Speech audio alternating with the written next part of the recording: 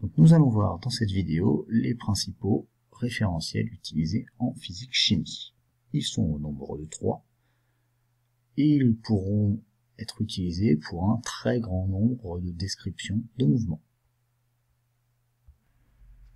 Le premier référentiel que l'on trouvera très souvent en sciences physiques est le référentiel terrestre.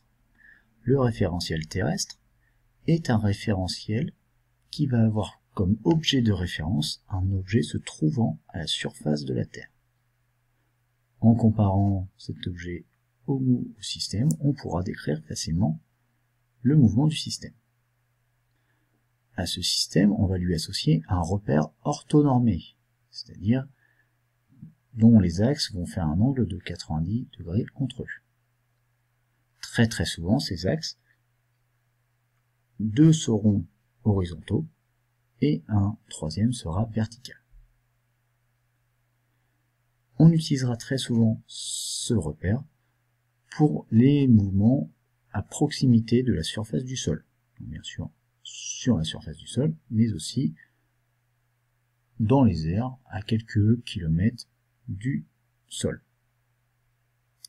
Deuxième référentiel, le référentiel géocentrique, ici représenté en rouge.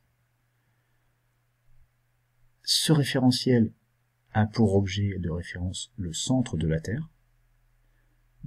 Il aura un repère orthonormé associé avec 3 axes qui seront dirigés vers 3 étoiles lointaines.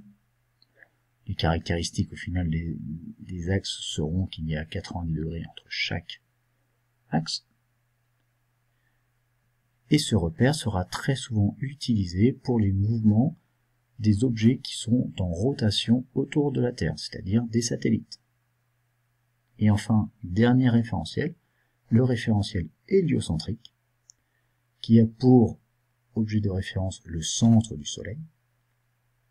Ces 3 axes seront orthonormés, dirigés vers 3 étoiles lointaines.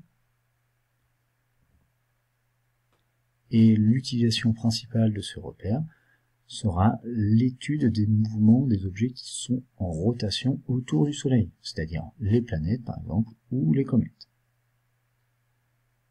Voici les 3 principaux référentiels qui sont bien sûr à connaître.